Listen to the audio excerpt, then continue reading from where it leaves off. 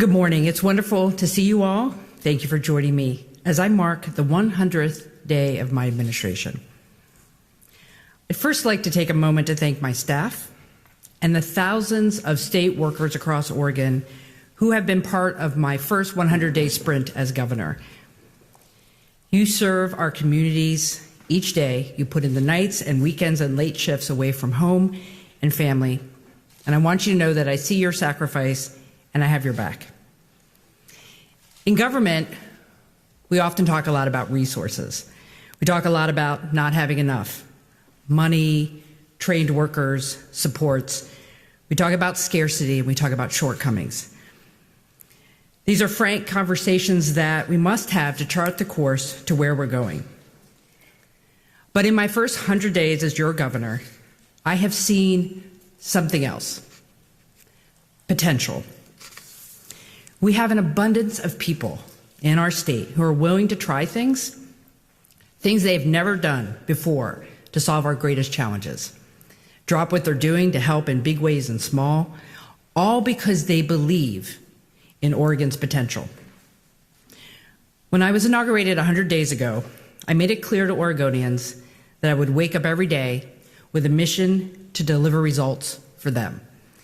The issues I'm prioritizing are of shared concern across the state and across party lines. The challenges facing Oregon didn't arrive overnight, and they will not be solved overnight or in 100 days. But our 100-day sprint has laid the foundation to improve the lives of all Oregonians.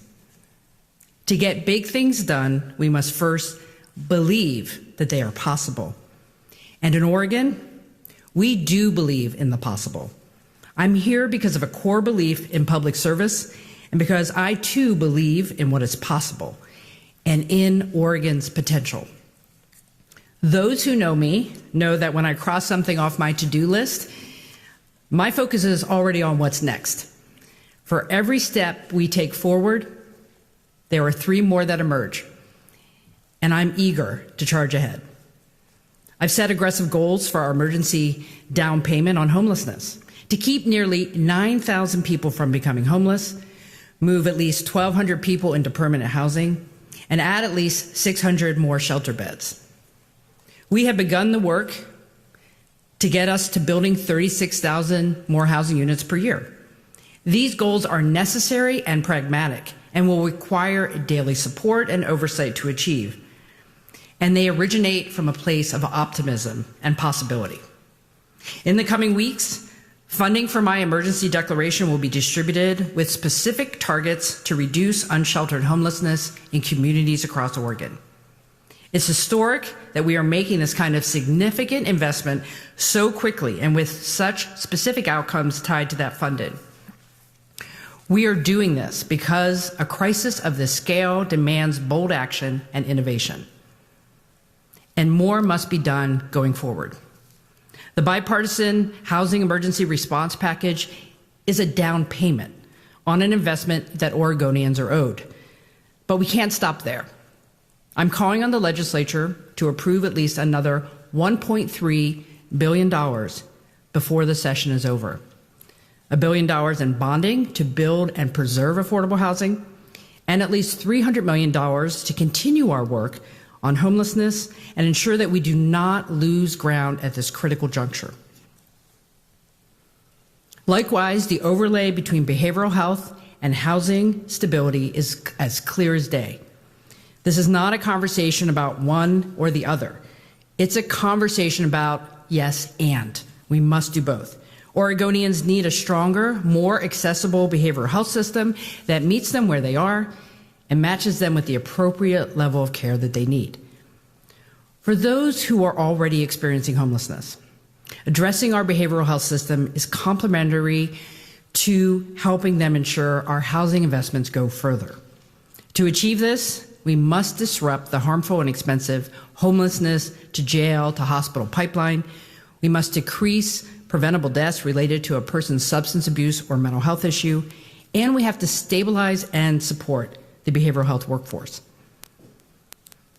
On the issue of education, I've been thrilled to see the progress on the Early Literacy Success Initiative that my office has worked on with Representative Jason Krupp from Bend, to support every child's ability to read and write. The renewed focus on early literacy development outlined in House Bill 3198 will put our students on the right path. To date, the bill has bipartisan support to fund this work for our schools, community-based organizations, and tribes. The $120 million I targeted for early literacy should be the minimum the state invests this session. Our early literacy rates in Oregon are intolerable. Change is coming. If passed and adequately funded, the bill will be a first step toward a long-term approach to improve how we support our students' development inside and outside the classroom. We must set the course for Oregon's future by making meaningful investments in each of these priority areas. A status quo budget, or worse, a cut budget, is completely unacceptable for the next 2 years ahead of us. Oregon's reserve funds stand strong at $2 billion, thanks to over a decade of prudent leadership. One thing is certain, investing in solutions now will yield far better results in the long term than padding our savings accounts while Oregonians and Oregon communities are struggling. Our problems will only become more expensive to address if they're neglected. As I've said often, my job is to make sure government is working. Any money must deliver real results.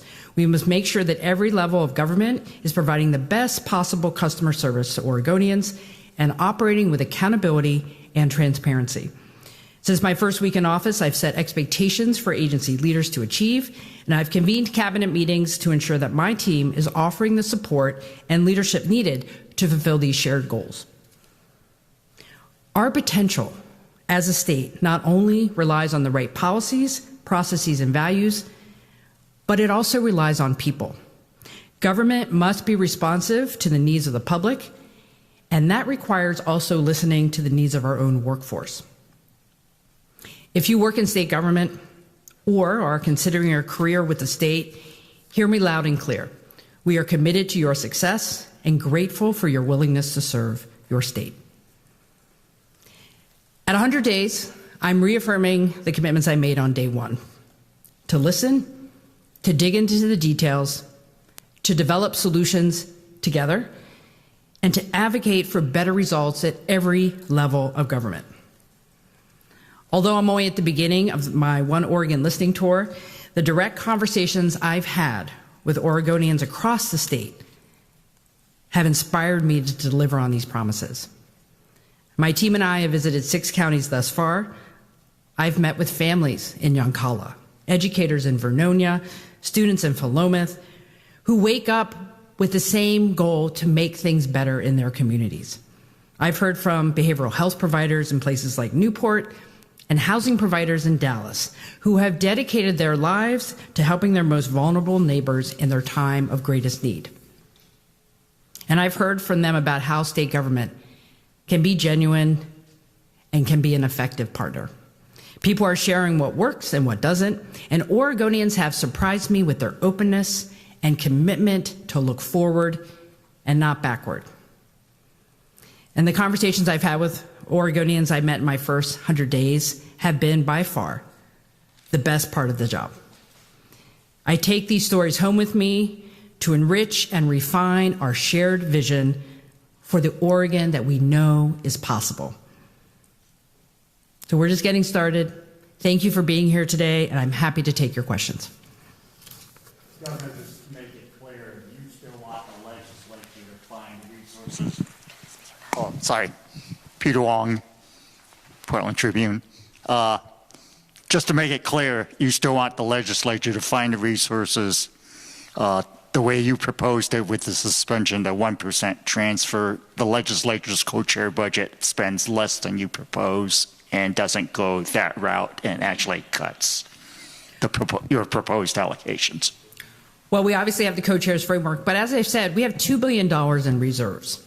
And I think it would be strategic to not put more in reserves, but use some of those dollars to meet the immediate goals, particularly around housing and homelessness, behavioral health, and early literacy. I've been very clear with folks about that, and will continue to advocate for those investments through the rest of the session. We have a question from Blake Mayfield with KTVZ News Channel 21.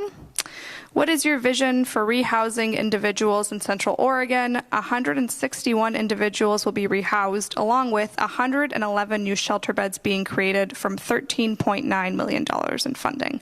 What does rehousing look like?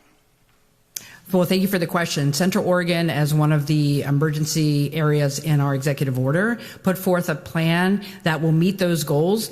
And what I'm hearing from communities is that they know they can hit those goals and maybe even do more than that. When it comes to rehousing individuals, making sure that when folks have found stability in shelter, that they have a pathway to permanent housing.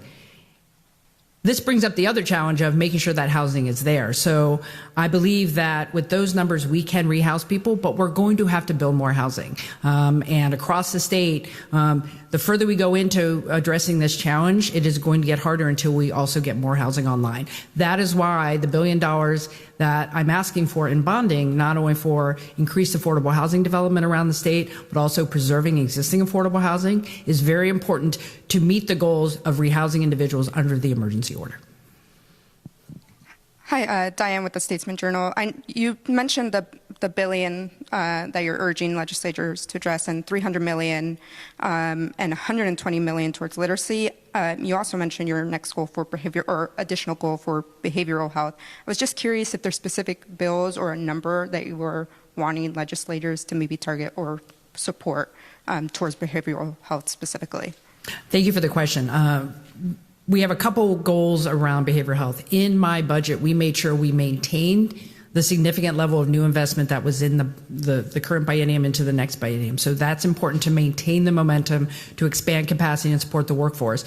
But we also have a targeted package of about $80 to $90 million. I'll get you the bill number that goes into filling in some of the gaps around overdose protection, helping folks who are coming out of the state hospital, some very specific things to augment what the system is currently funded to do. But it's not just about the resources. It's about making sure we have the coordination, that no one is falling through the cracks. You know, what I hear from individuals is that who understand our system, we have a lot of good component parts in our behavioral health system for mental health and addiction, but they don't talk to each other really well. So we're trying to fill in the gaps, making sure the system is working better. That also includes having new leadership at the Oregon Health Authority in behavioral health to help drive that system cohesion that we're not currently seeing. So it's both resources and making sure the dollars we do have are working much better for people. I have a question from Gary Werner with EO Media Group. Have you had any advanced discussions with Democratic leaders about appropriations that you would line item veto if they appeared in the final budget?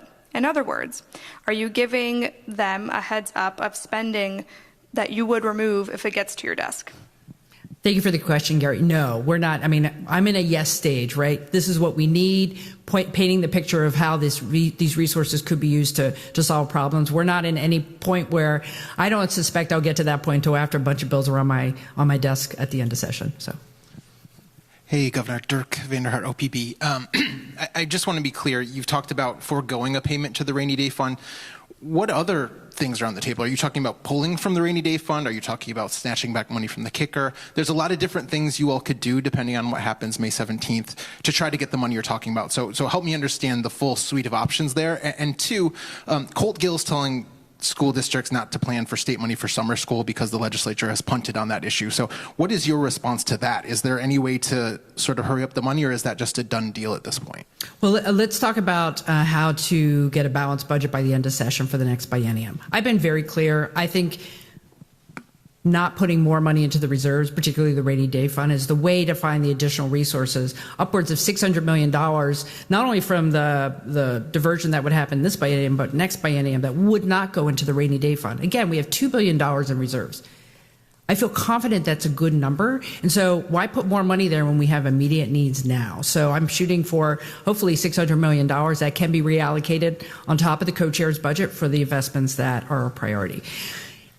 And we're not talking about the kicker. We're not talking about it. I'm only talking about not putting more money into reserves when we are already sitting on $2 billion. As it relates to summer, this coming summer and summer programming, we have not gotten a clear indication from the co-chairs and from legislative leadership that they will fund it for this summer. And honestly, we've run out of time to make that decision. So I did instruct Director Gill to be clear with partners and say, look, here are your other options. You have some money here, you have some guidance and resources, but you need to plan accordingly because additional dollars from the legislature that were in my budget are not coming because legislative leaders have not made that commitment.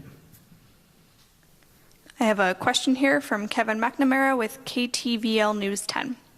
Here in Southern Oregon, fentanyl overdoses are skyrocketing. Particularly in the city of Medford, what is being done statewide to limit the flow of fentanyl and reduce those numbers? As we know, fentanyl is everywhere. And even when people are trying to be safe, it is getting into everything. And we have young people making choices that could be deadly on their first choice.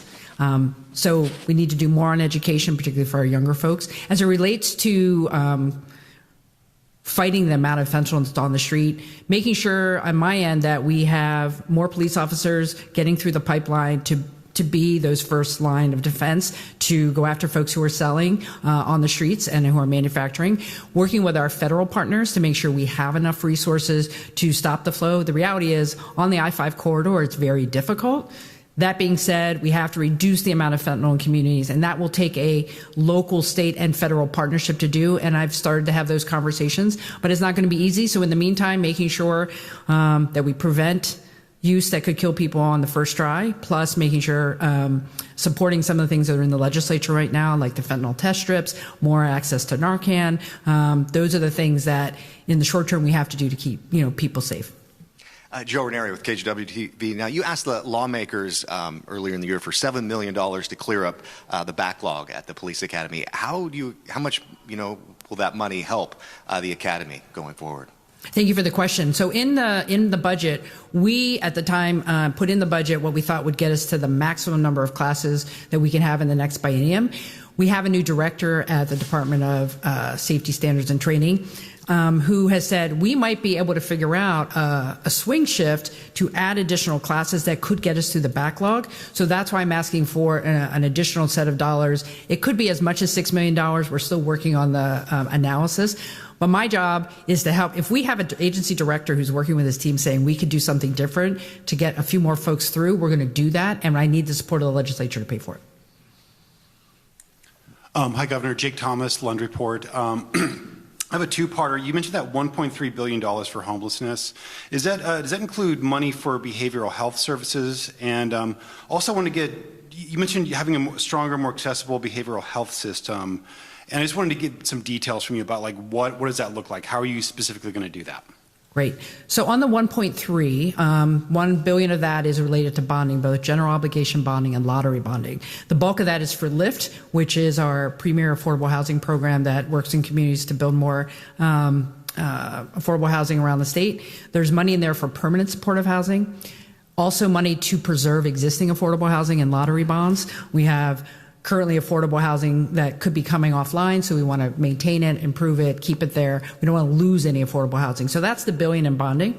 The $300 million is a general fund ask that is everywhere from building on the work of the emergency order, preventing people from becoming homeless by supporting additional rent assistance, working to support the shelters we are standing up with operating dollars, supporting other rehousing efforts.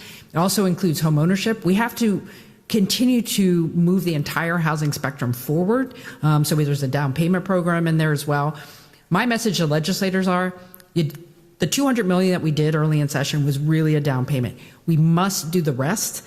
Otherwise, we're going to lose momentum, and we can't afford that right now. The crisis is too large. We have to keep moving forward. So it is my recommendation of what else we need to do before we leave this session. The question of behavioral health, and again, it's making sure the current dollars that will roll up in the next biennium are maintained, supported, used more efficiently. And then we have, and I will get you the bill number, but it has the layout of about $80 to $90 million more for those fill in some of the gaps. So we'll get you that as well. I think you might have reported on it. I did testify. So that is our main ask. There are other asks, right? But I really approach this as at minimum, we need to maintain and fill in gaps in behavioral health, because it has to be a stronger system than what we currently have. Julia Shumway with the Oregon Capital Chronicle. Could you address the morning consult poll results we got this morning showing that, like your predecessor, you're considered the least popular governor in America, recognizing that popularity is not the most important thing, but does matter when you or your legislative allies are running for re-election? Well, thank you. I have not seen the coverage, but if it's anything like the previous poll that came out from DHM, I think there are a lot of Oregonians who don't know me, right? We came off of the election. People went back to their day jobs, their lives. They're not paying attention too much. That's why the One Oregon Tour is very important. My goal is to help Oregonians get to know who I am and right back at them, hear what they need from me. So it's going to take some time, but we've only been at this 100 days. I'm confident that as we continue to communicate with Oregonians in a variety of ways, they'll get to know me better, and I hope they'll like what I'm doing. Oh, hi. Fedor Zarhin with the Oregonian. So a lot of money has flowed into the behavioral health system over the years. So what benchmarks and measurable impact on Oregonians will you be looking at a year or two from now to gauge whether this new money has been effective, or if there needs to be a change in course? We are, to be honest, and I want to be transparent, we're working on that. We're trying to understand what those benchmarks should look like, and that is part of the reason we needed new leadership at the Oregon Health Authority. Because while we're not the provider of the services, we're the primary payer.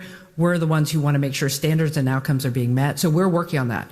I will say, though, that one of the things that we're going to be shifting to is making sure that individuals who are on the street today, who are living unsheltered, who are suffering from mental health illness, we see those individuals. We know they're out there.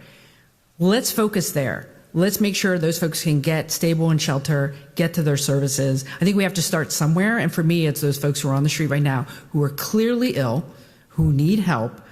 We have an obligation to try to put the system stronger to help them to get what they need and to get to stability. Brandon with Coin 6 News over here. Oregon's shortage of detox beds and treatment beds for addiction are well documented.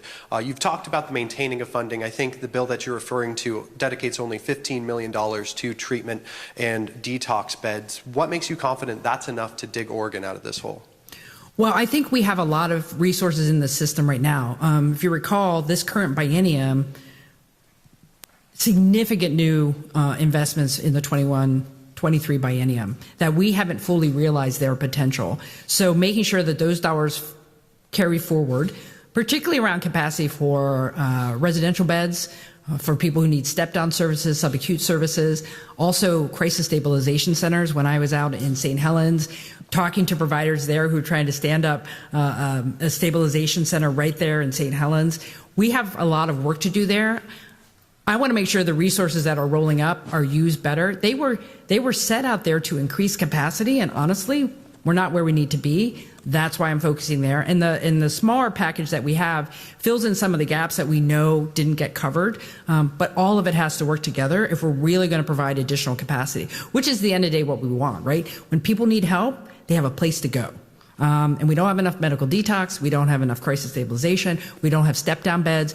We need everything. And I feel like with our package and the resources that are currently getting rolled up, we can get there, but it's going to take a lot of focus. Christina with K2, thanks for taking questions. Wondering what your stance is on involuntary commitment. I know that there's been talk about expanding the state hospital with needs for more beds for people who need to be involuntarily committed. Is that a stance that you approve of? So currently the state hospital is our therapeutic setting for people with acute needs who need treatment. Right now, as many of you know, almost all of the capacity there is being taken up by aid and assist. Folks who have committed crimes who are getting therapy so they can come and aid in their own defense. So if an individual who's not connected with the public safety system needs to be civilly committed because they are a danger to themselves or others, we honestly don't have that capacity in the state hospital right now. So part of the things that I want to work on is helping people who might be on the verge of civil commitment get more services so they don't need the high cost coverage in the state hospital. We can't expand beds at State Hospital Junction City. That's very cost prohibitive. So we have to make sure that people are getting helped on the front end. I do believe we have to have a conversation in the state about the standard of which civil commitment is activated. because we have a lot of individuals who are suffering, who aren't meeting that threshold. But that is a longer legal conversation. In the meantime, making sure that individuals who are on the verge of being civilly committed are getting services where they are on the streets or elsewhere, because the state hospital honestly is not taking new civil commit patients at the moment. Governor, there's a lot of urgency around semiconductors and rush, let's get you the money. How much interest have you gotten? How many statements of interest has your office received? Do you know? And when should we expect decisions from you, both on funding specific projects and obviously the UGB discussion has been one that got a lot of interest. So curious when you're going to be making some calls. Well, we've had the first meeting of the advisory group that's called for in the bill to give us some guidance on how we should allocate the $190 million. We're certainly starting to get some interest. We've had a lot of interest. I think you recall we put out $1 million to help with technical assistance for other folks who might be interested in applying for the federal CHIPS Act dollars. I think we're doing a webinar this week on that. So we're trying to make sure that across the ecosystem of semiconductor industry that people are going to have what they need to apply. But, you know, I don't have any names. I'm hoping we're going to start seeing movement here in May, because that's the first deadline. So we have to hear from folks soon so they can add those things into their May applications. And that's the major manufacturers, not the supply chain or R&D. So. Governor, you promised during your campaign to champion campaign finance reform this session. We've introduced a bill, but there hasn't been any movement since then. What are you still doing to champion this issue? It is still a priority for me. I would like to see campaign contribution limits pass this session. I've had a conversation with the Speaker of the House and the Senate President. The Speaker of the House has his own bill. My guess is we'll be using his bill. And I've been very clear. I will help get that done. We should have contribution limits in the state. We are an outlier. And I think the approach that we started in 2019 that I did support at that time when I was Speaker is a good approach. We have to start somewhere. I think part of the challenge for us, unlike other states, they've had these limits for a long time. We're trying to do all of it at once. But I think the bill that I can get behind is there. I need more details from the Speaker of the House, but we're going to try to get that done because it is important we do it this session. I've made that very clear to both of them. Governor, let me bring this back to the 100 days. It's rare that a governor gets one priority in 100 days. You've gotten two, and with bipartisan support. And you've listed some other priorities you would like to get done during this session that I would think have bipartisan support. But the legislature has some bills coming up. You know what they are: on guns, abortion, rent cap, that will apparently divide the parties pretty sharply. What hopes do you have to get your priorities done if the legislature is engaged in knife fights over partisan issues? Well, I think what you see in this legislature is similar to past legislatures. There's a lot of consensus on a lot of things, and then there will be that handful of bills where there's going to be significant disagreement. My expectation is that legislators figure out how to get their job done because Oregonians are counting on them to do that. Whether it's housing and homelessness, behavioral health, our schools, these issues that they're taking up are important, and they have to get all of their work done. And I think they can do that, and Oregonians are expecting them to do that.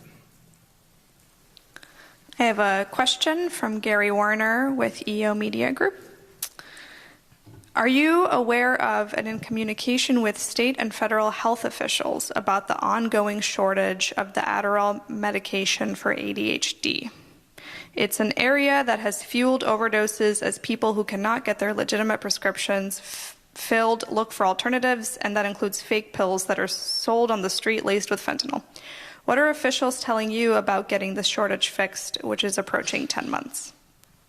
I have not been briefed on that issue, and I would urge Oregonians not to take medication that they don't know the source of.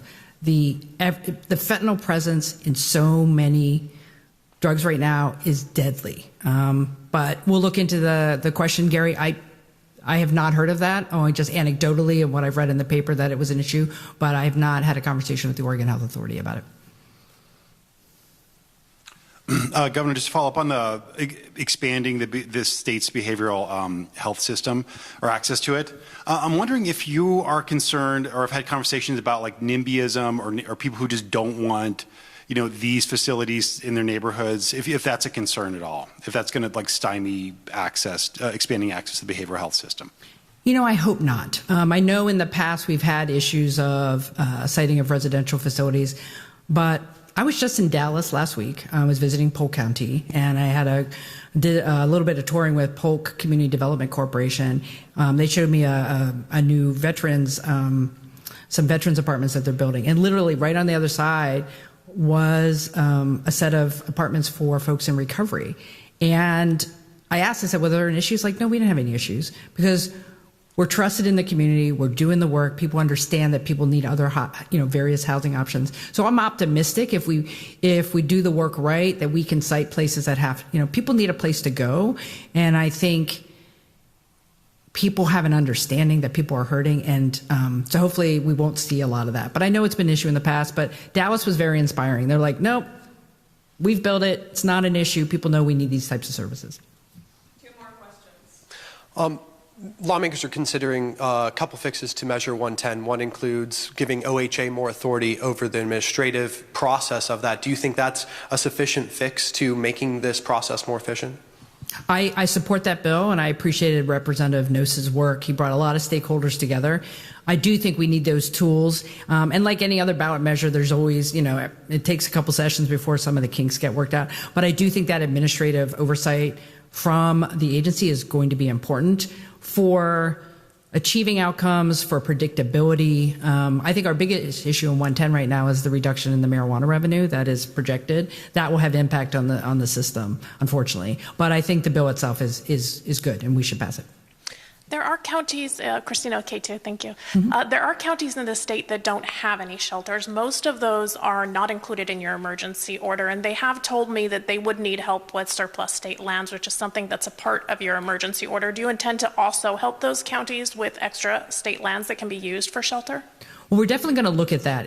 We have communities that have the energy and commitment to want to do something, and if it's about finding, property, certainly working with the faith community, I've heard a lot of that, trying to access some of the property that our churches particularly have access to. But we are just in the process of evaluating the other executive order where we asked all the state agencies to tell us what they could bring to the solutions around resolving our homelessness crisis. So looking at state lands will be part of that.